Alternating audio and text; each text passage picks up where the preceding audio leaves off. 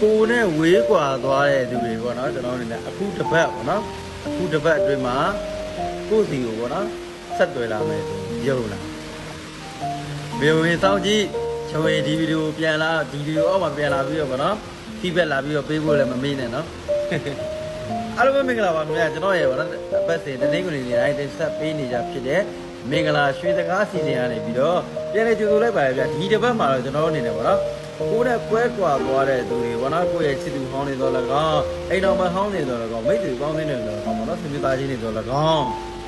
ဒီတစ်ပတ်တွေမှာပေါ့နော်ကိုယ့်အတွက်ပြန်လဲစုံစည်းရမယ်နမိတ်လက္ခဏာတွေကိုကျွန်တော်အနေနဲ့အထင်ရှားတွေ့ရပါတယ်ဗျအဓိကပေါ့နော်ကျွန်တော်အနေနဲ့ချစ်သူကြီးသားရေဆိုရဲ့နေရာမှာပေါ့နော်တချို့တော့ပေါ့နော်တချို့တော့အိမ်အောင်ကျသွားတဲ့ဗားတွေလူတွေတော့ကျွန်တော်အနေနဲ့မပြောလို့ဘူးပေါ့နော်ဒီလိုမှမဟုတ်ဘဲနဲ့ကျွန်တော်အနေနဲ့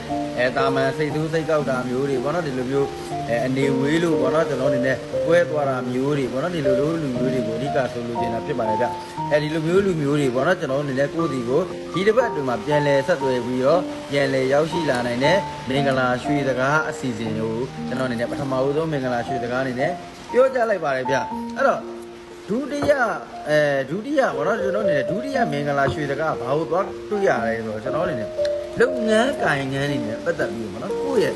လုပ်ငန်းကိုင်ငန်းနေနဲ့ပတ်သက်ပြီးတော့ကျွန်တော်တို့ဒီရက်ပိုင်းတွေမှာကိုယ်ပိုင်လုပ်ငန်းကိုယ်ပိုင်ဆိုင်ငန်းပေါ့နော်ဒီလိုမျိုးတွေဖွင့်လှစ်ထားတဲ့သူတွေဆိုရင်ဒီရက်ပိုင်းတွေမှာဥပမာဈေးရောင်းမကောင်းတာမျိုးတွေအယောင်းဝယ်တွေကြန့်ကြာနေတာမျိုးတွေသိရမလားကိုယ့်ရဲ့ငွေရေးကြေးရေးလက်လာပါတွေပိတ်ဆို့နေတာမျိုးတွေရှိရင်မပူပါနဲ့ခင်ဗျဒီတစ်ပတ်အတွင်းမှာတော့ကျွန်တော်တို့ ਨੇ အရာရာကိုအောင်ပွဲရတဲ့စစ်သူကြီးပမာပေါ့နော်ကိုယ့်ရဲ့လုပ်ငန်းကိုင်ငန်းတွေငွေရေးကြေးစီးပွားရေးလူမှုရေးအကုန်လုံးတဟုန်တို့ကျွန်တော်တို့အနေနဲ့တိုးတက်မဲ့အပတ်ဖြစ်ပါတယ်ဗျဒီတစ်ပတ်ကတော့ကျွန်တော်တို့အနေနဲ့အမှန်တိုင်းပြောရရင်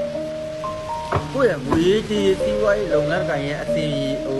အစအရာရာမှာပေါ့နော်ကျွန်တော်အနေနဲ့အကောင့်ဘက်ကိုဥတီပြောင်းလဲတဲ့ကာလဖြစ်ပါတယ်ဗျကျွန်တော်တို့အနေနဲ့ပြီးခဲ့တဲ့အပတ်ကတည်းကဆိုင်ဒီတစ်ပတ်မှာဆိုရင်ကိုယ့်ရဲ့ငွေရေးကြေးရေးကံရောစီးပွားရေးကံတွေရောပေါ့နော်အလုပ်ကံတွေရောအားလုံးကိုအကောင့်ဘက်ကိုရောက်ရှိနေပါတယ်လို့ကျွန်တော်အနေနဲ့မင်္ဂလာရွှေစကားထပ်မံပြီးတော့ပြောကြားလိုက်ရပါတယ်ခင်ဗျဒီတစ်ပတ်အတွင်းမှာပေါ့နော်ကျွန်တော်တို့အနေနဲ့ကိုယ့်ရဲ့အိမ်အနီးနားမှာဖြစ်စေကိုယ့်